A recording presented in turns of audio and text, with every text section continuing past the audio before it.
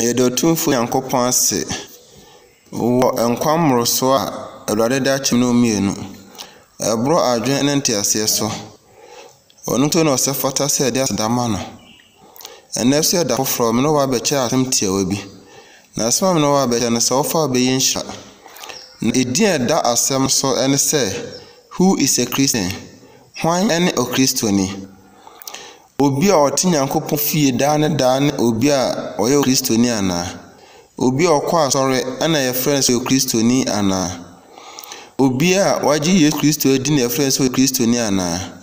Obi a oyin tuso dudu ana friends o Kristoni ana. Obi a obo afore ana friends o Kristoni ana. Ana se obi a da ehunu se odresse na one de ontoso dan mu da. Na so adwuma na de ye ne bibi ode no ho hyem na friends o Kristoni ana. Ene be ma watene ma bi ase. Why any o Kristoni? Who is a Christian? A Christian is someone who has received salvation from God. A Christian is someone who has received salvation from God. It's not about someone who always attends church. It's not about someone who always pays his or her tithes or his or her offering. No. But rather, someone who has received salvation from God. O Kristo ni obi a wanya nkwaje afiri yen agye kwapa Yesu Kristo hono. One ne o Kristo ni enye obi a oyintutuso dudu da ne da anase da ne da otinyankopon fie anase da ne da obo afore na your friends o Kristo ni. Someone can do all these things, but the person still cannot say to him or herself that he or she is a Christian. No. Say ni pa betuma ade nyina na so ntim kan kye no ho se wo ye o Kristoni. Adenti efise wonyanya nkwaje bi emfiri yan agye nkwan Yesu Kristo hono.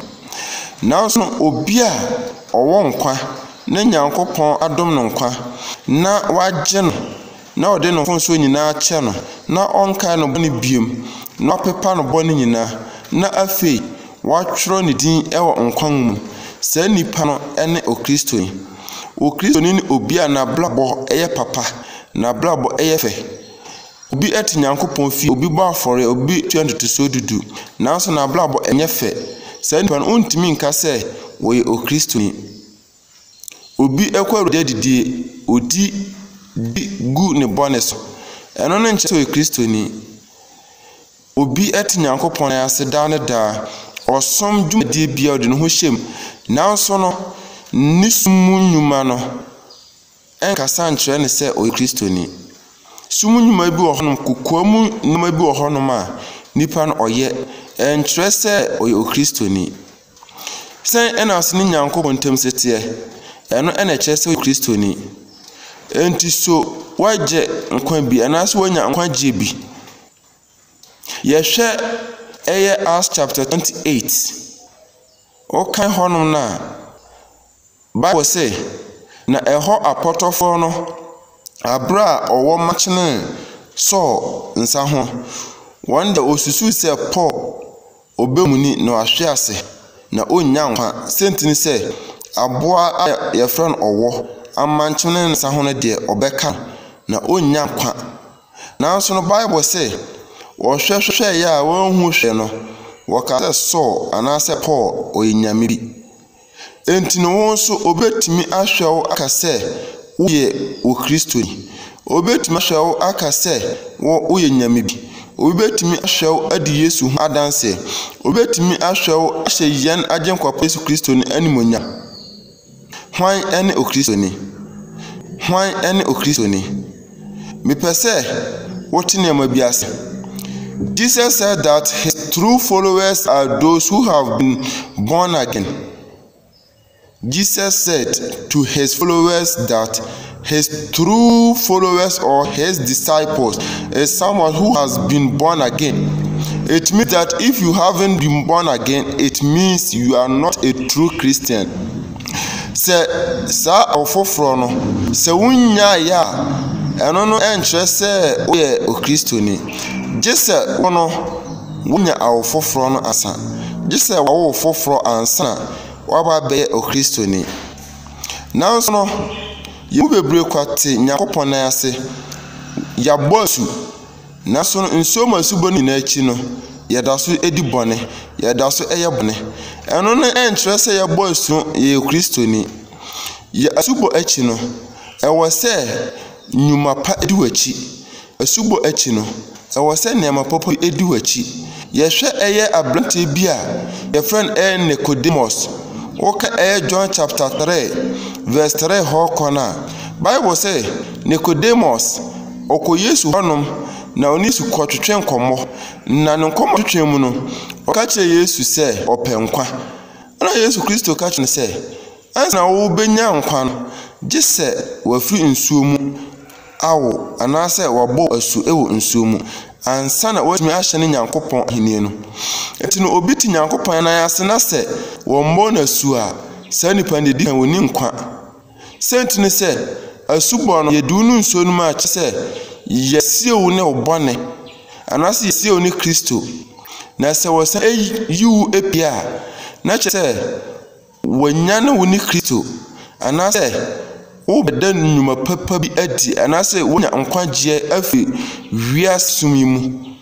Enti no sɛ yɛwɔmbɔ wɔ so na kyerɛ sɛ woda so ɛto bɔne no na kyerɛ sɛ wo ho ɛte prɛko pɛ kosi sɛ bɛbɔ asu ansa na wo ho ate asafata yɛn agyenkwapa no. Enti no asubɔ achi no Bible say ɛwɔ sɛ nneɛma pa edi wachi. Ɛwɔ sɛ yehu nnwuma papa bi ɛwɔ wo ho. Senti ne sɛ abra osomafo Paul anaasɛ Saul ɔsesan na adwen ɛwɔ Damascus kwan so no ɛwɔ Acts chapter 9 no. Yɛante no ho asɛm biom sɛ ɔkɔyɛ bɔne bi. Yɛante no ho asɛm sɛ wonya adwensakyera no ɔkɔyɛ sumu nnwuma bi anaasɛ ɔsan ɛdane n'akyi ɛkyerɛ wiase.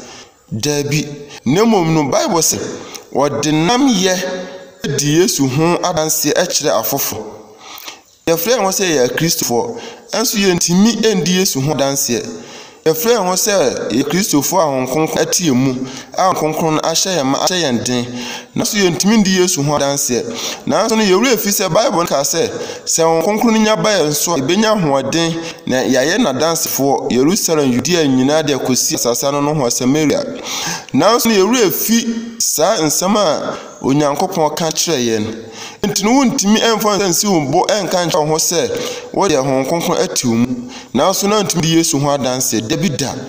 Ansa na wobetimi ɛde nsa si wo bo sɛ honkonkron ɛwɔ so no gye sɛ wodi Yesu ho adanse. Ɛno ne di adanse kɛse. Ɛno ɛna ɛtwɛ. No one, however, is ever automatically a Christian by birth. No one. Obi bia no ho ma ye wo na na yo Kristoni. Dabi da. Sɛ wo maame ana papa na mo ye Kristofo omokɔ asɔre a. Ɛno no nkyɛ sɛ ye wo na no yo Kristoni. Kosi sɛ wo no wɔde wo bɛto ɔsom num na afei wabɔ asu. Ye bɔ asu wie na ansa waba bɛka ɔsom no ho. Ye mbɔ asu a ɔsom no onka ho. Kosi sɛ wɔbɛbɔ asu. Enti na asubɔ ya de ehia yie. Nanso yemu bebre kwa ehia ema yen. Yemu bebre kwa yemfa enye hwe.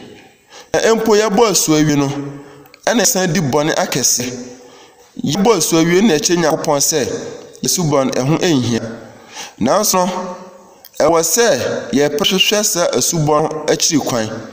Na enum no ɛna ɛbɛyɛ foforo na emu no ɛne ho bɛte prɛko pɛ. Senti ne sɛ okan Acts chapter 9 na ɔkwasɛm ne sɛ abra ɛhan bi ɛtɔ ɛsɔ so na ɔtehwe yɛ n'ani frae a ɔbarima bi afrɛ Ananias ofiri Damascus ɛbɛtew n'ani no. Yɛante sɛ ɛyɛ Saul ɛnaasɛ Paul ɔyɛ bɔne bi. Enti no sɛ yɛne Nyankopɔn bɔ po ne mpu a ɛma yɛ Kristo yɛ ewie pɛyɛ. Nanso ne yɛmu bebre kwa ka sɛ yɛn deɛ yɛwo yɛn ɛto Kristo sum. Nanso mekasa de kyerɛw sɛ yɛawo ato Kristo sum a ɛde ne kyerɛ ɛde ne daadi nnwuma bɛn ɛne daadi. Nti so yɛbɔ wasu. Asɛm ɛwɔ sɛ we can be sa hono no say ye bo su ana say ye mbo su dia na akakakra o say opprehwe sa asubon. To be a Christian, you must make a conscious choice to turn from your sins. Thus, repentance, and by faith, believe that Jesus is the Son of God, who loved us, paid the price of our sins on Calvary cross, shed his blood, and died, was buried, and was raised to life on the third day.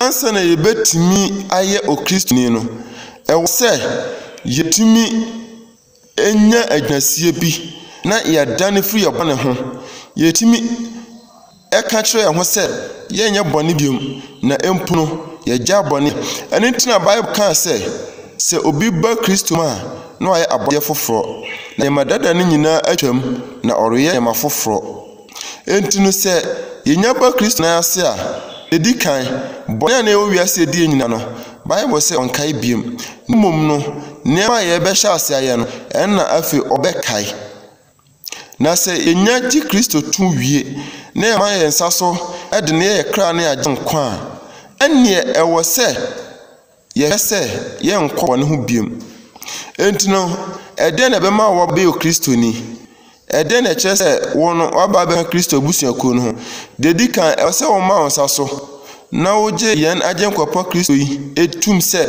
onyankopon ba na mmie ne bone nti ena wokum no na owu ya e o Calvary abonten so na ohwie no moja egu ena me no mmie no ye bone nti e wo se ye ma ye so na ye nsa ye ma so no kire se ya je atum se ye ni Kristo benate ye nsa ye ma so no kire se wiase ye ntumi ne nante biom na mum ye ni Kristo benante ndi ye nyama ye nsa so na ye paimu eka wie a enu na asubo ebeba na nso masubo no ba ebe won konkrum asubo so eba na enu na ehye ye den ehye ye ma na ema ye nkobɔ no biem ne wonu se ye wonu sa de onu adofo ye benante asore no ye be mo se ye won kwa na so na eni nkwa ye be kwa aba ye betu antoto so dudu ye be yi maso aforebo ni nyina mu no so na ye ni nkwa na so no bra ye be kan sagu ebo no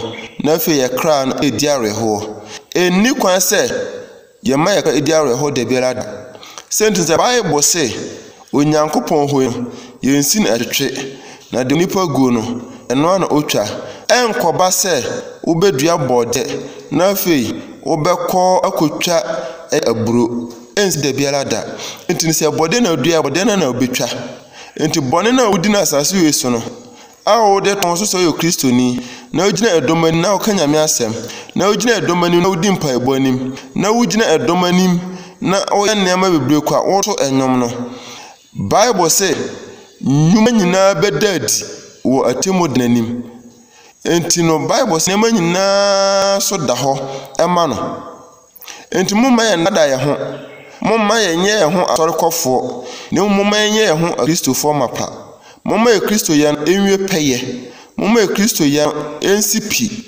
mumma ye nyankopon ani enje se ye yagin atum prekope mumma no endi areho de berada yo ogidini bi wo ho fen ho so ye Kristo ni na so me hunu so ya sokoni wapo asoro awie no na onena abosom so na afi okono nsa na okobadwaman oni ni eya aka na moti asore num na so na ofre no so we Kristo ni me kasa e de kire o se o Kristo yen enwi peye ko se be wi peye no gise wasesa wa adwen afi bone a otimu bone a oye me kasa de kire o se so far as wa ji Kristo atumu no wiase ehwew abra o ko asore no wiase ehwew sentence Bible say ye krata ema wiasefo awo kenkan ye enti ye kwa asore a wiasefo hwe ya na munto anamo be wutu no wo hwe wanamo a wutu say ne papa na ne bom no wo hwe na oka ho asem enti no o hwe Acts chapter 11 verse 26 na Bible say na ohunu no ode no ba Antiochia na wone asafo no betna afinhyemu na wɔkyerɛkyerɛ nkrɔfo bebree. Antiokia na wodi kan to asuafo no din akristofo. Entin Antiokia ana yenya edin kristofo. Entin no ɛdɛ ne ma wɔto saa edin no. Setin sɛ wohu sɛ wɔne yɛ no wabra ba wɔbɔ no ɛsɛ fata Kristo. Eni sɛ yɛhwehwɛ Yesu Kristo na sɛ yɛhu na wɔn edi n'akyi no ɛna wɔn abrabɔ wɔn nso a wɔda n'adin ti no yɛhwehwɛ Kristo no ɔno a ne saafo no. Enti no wɔka sɛ Kristo no ɔno a eni Yesu no oni baabi anim ɔno ani. Wɔn nso yɛbɛtumi aka okuro na otimu no sɛ Kristo no ɔno a ne wo ana. Kuro na otimu no empotem ho na wo no asɔre na otimu no yɛpɛ obi oyɛ Kristoni a yɛbɛtumi abɔdin aka ho ana. Yɛbɛtumi aka ho afra saafo na wɔyɛ Kristofo no ho ana. Sɛnti Bible say abra wɔhwɛ asuafo no wɔ nanam tuo no wɔka sɛ wɔyɛ Kristofo ɛwɔ Antiokia ɛwɔ Acts chapter 11 verse 26. Yɛhwɛ ɛyɛ Paul abra wɔde no ɛba yɛ no wɔka sɛ Paul deɛ wasesa. Sɛnti sɛ yɛhwɛ abra na Paul ɔtata Nyankopɔn krɔfoɔ wɔka ɛyɛ Acts chapter 9 hɔ na Bible say Paul na ɔhome ahunahuna home egu ɛyɛ Nyankopɔn krɔfoɔ so. Enti abra wasesa na adwen na wɔkɔ ɔyɛ wɔde no kɔ Damascus krom no na wɔsan susu sɛ Saul agitumi krata bi ebedi wɔn bɔne. Enti na wɔn ni sɛ Saul wasesa na adwen. Wei ɛne Okristoni no obi a wasesa na adwen na ɛni patrimu kɛsene na ahyire obehu sɛ ɛyɛ nɔkorɛ sɛ wasesa na adwen no sɛ nipa na Okristoni. Asumasɛm hwɛ ne yie. Sumunyuma hwɛ ne yie. Nneɛma woyɛ no sumu no hwɛ ne yie. Ebetumi aba sɛ nipa bedi ho adanseɛ abra wɔka sɛ gu bo. Nanso no nneɛma na woyɛ no sumu nti no na wadanseɛ no akɔyɛ kwa.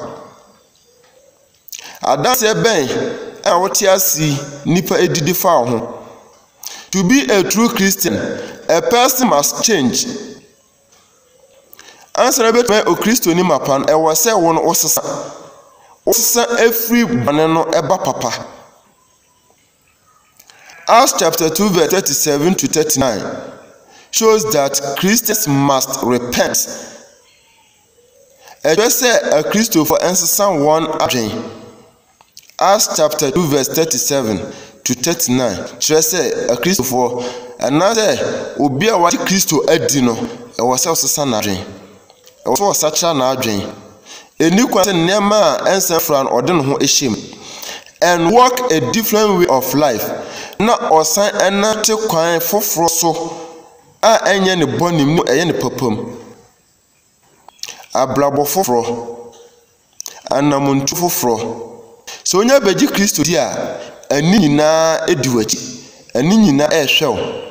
Nanso no ɛden na ɛbɛyɛ a wɔn obede be prove omo wrong. Sɛ wɔn oyɛ Kristoni. Ɛne sɛ bɛsesa wɔ adwen. Ɛne sɛ wɔbɛsakyera ho na watɔn ho. Na wama wɔn konkra bedi hene ɛwɔ mu. After repentance, a Christian must also be baptized. Adwensakyerɛkyi no ɛwɔ sɛ wɔbɔ asu ɛwɔ nsuom. By a servant of Jesus Christ. Acts chapter 2 verse 38 and Acts chapter 8 verse 14 to 17. Entin ɛwɔ sɛ Okristo yɛ no woman ewie pɛ. Eni kwan sɛ wodada ho. Okɔ asɔre ne nkyɛ sɛ yɛ Kristoni. Asɔre na wote hɔ no nkyɛ sɛ yɛ Kristoni. Yɛhwɛ ɛyɛ Luke chapter 2. Ɔba bi a na yɛfrɛ no Anna, odifo ba yɛfrɛ no Anna. Bible sɛ ɔtwɛn Nyankopɔn anim. Na Anna wanyɛ bɔne bio. Na ɔtwɛn sɛ obehunu agyenkwa no. Wɔn so no agyenkwa no ahunu ana. Yɛte Nyame na yɛsɛ nso ne yɛnhunu saa agyenkwa. dane da ya banyanko na ase nanso ne yenhu Kristo yenhu ne yi enti na da so edi bone enti na da so ati wiase nanso ne so ati Kristo na ase se ye kwa asori moma ya da ye ho setini se Bible say wode akuma no atodua no ho enti dua bia enso abapa no betwa ato atwene enti no mo pese Kristo o ten etotwene ana moma yeka daabi enkyere ho moma yeka daabi enkyere wiase senti se wiase eni ne pa bi ede maye wiase de Bible say Nyankopon tamfo eni wiase enti se opese oye otamfo kesima Nyankopon a ene do wiase so obi do wiase o Nyankopon tamfo enti no yofri wiase ne nneema ewom senti se nneema ewo wiase die ebetwem akọ na eye honam akọ na asetan hoho na sa nneema ni na Bible say emfra agya no nemum efri wiase na wiase wi ayedi ehu na ekọbai no Bible say ebetwem akọ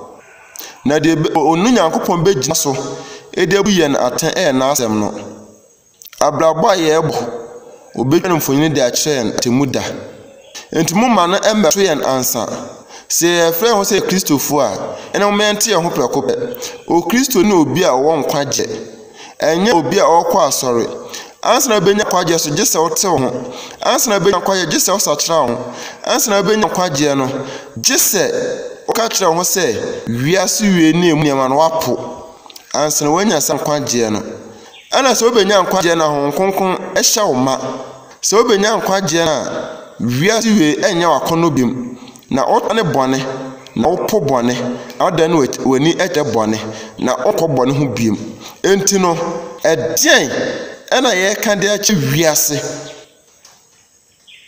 edien ena ye kan de ache wiase we meno ebe bobo nneema maako edu na me de asemi aba awiye nneema edu a eche se wo oyo Kristoni nneema edu a eche se wo oyo Kristoni ofra won se o Kristoni aso de na eche se oyo Kristoni de me baka to wi ebe mo hu se o Kristoni ana se onye o Kristoni de dikan a Christian is somebody who has received salvation. I have already said it. O Kristoni obi a wanya nkwaje ana se owo nkwa. 2. A Christian is one who walks in faith. A Christian is someone who walks in faith. O Kristoni ene obi a onante e ogidi mu. Onante e o gidie kwan so. Onene o Kristoni. 3. A Christian is someone who responds to the calling of God. A Christian is someone who walks or who has accepted or responds to the calling of God. O Kristoni obi a wadi Nyankopon frɛ no atumu prekope. Ofrɛ ne Nyankopon da frɛ no ohun ne sɛ yɛ ofrɛ kronkron. Ne sentini na de ne bibia o sɛ yɛ kronkron. Ɔne ne o Kristoni. Enti sɛ wɔn hunu saa ofrɛ ne Nyankopon da frɛ na ɛna bɛma bɛ on nneɛma tantantan ne basa na nso na te Nyankopon na ase. There also a 9:4. A Christian is someone who shows change. A Christian is someone who shows change.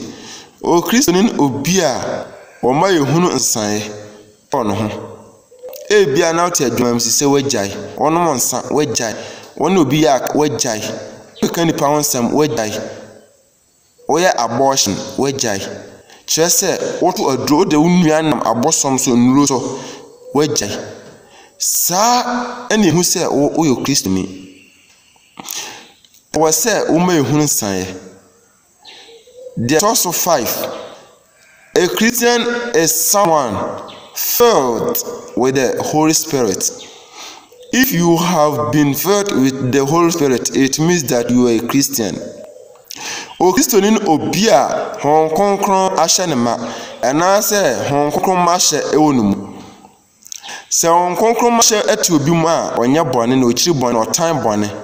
ne wonu se hon konkron enhye wo ma na kwasem ne se be nipasem na obe de honam we epe na wonye ade ahom no epe de belada. 8. A Christian is someone who believes in one God as a religion. A Christian is someone who believes in one God as a religion. Ojidi ni ase obi a friend wo so Kristoni ni obi a oje Nyankopon ba ko petum say Nyankopon ba ko pe sa ono yini obi a eka no e osom bia mu. Onyankopon no boyen nanso no ye ba ne na ase na ya san akokoto nyame foforo.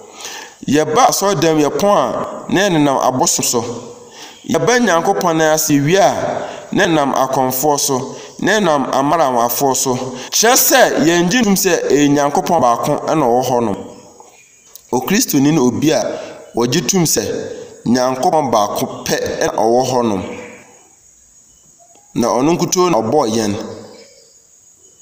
Point 9. A Christian is someone who believes in the Holy Trinity. A Christian is someone who believes in the Holy Trinity. Aside of say ye ji Nyankopon ba ko petum se onu nkuto na oye na ja obo yen ni sent ye nkosom bosum bia no. Yesan ewo nyame ba sakro enti o Kristoni bia no ewo se wo ji nyame ba sakro etum. That's the God the Father, God the Son, God the Holy Spirit. Nyame oba nyame onkonkron ewo se utime je nyame ba sakro etum na wonyina ewo nyame agya na se Onyankopon mu. Na so ye won adeye kro we won bibia baako. Onyankopon ene odikan na ono na oye yen wo abode achase ono na yehunu ono oye yen bibia entino no o kan Genesis na Bible say Onyankopon ka se ma yenye wanka se ma menye o se ma yenye. It means say na enye Onyankopon ko na ewo honum na nyame agya oba na onkonkron na obo ade entino okwan efa so edi hu Yesu Kristo abra yen na Adam eye bone ema bone eka adasama na Nyankopon ka se hwan na me so na hwan na obekọ eno oba ne ka se soma me na mekọ ena Yesu Kristo de basasi so 4000 years ansa na Yesu Kristo de basasi so e de baji nipa nkwa enti na wona awu wo won boni mu no Bible say abra Yesu Kristo ewu ye no okwasamando no kodi sa sempa hu adanse che wana to won na odi asamando tedis no san asore bankwamu biem enmu no Yesu Kristo ekọ no ena okan Matthew chapter 28 hona okan say okọ na onye jakan na obeso chigina fo na nkonkon on na beka kan da wache nyina mu na okan Acts chapter 1 Acts chapter 2 Acts chapter 4 Acts chapter 3 Bible say na nkonkon asuafo mama na okachire asuafo ma wonko na won twen kosi se ajabo shembe ba won so ansa entro obi a onje Onyankopon di obi a onje Kristo endi obi a onje nkonkon endi no sa nipa no onye Kristo ni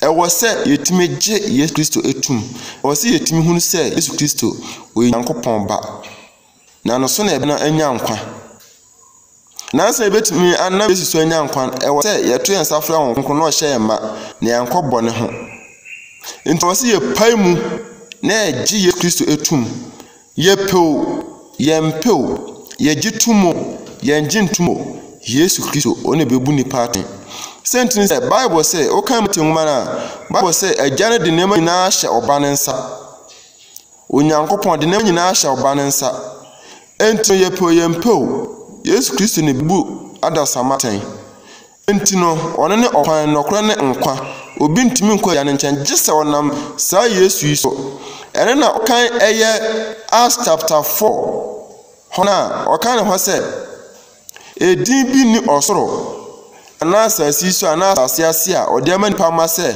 onam so no nyankwa ka edin Yesu ho enti se wo edin fufuru na enye Yesu din a woni nkwa enti no se onam edin fufuru bi so na se enye Yesu din a meka se wonye o Kristoni se wo Yesu din na san wo edin fufuru bi a woni nkwa oti nyankopon na ase na ka wada wonsa oti nyame na ase na bansere bi dawase meka che se o Kristo ye enwe peye na wonye o Kristoni nso.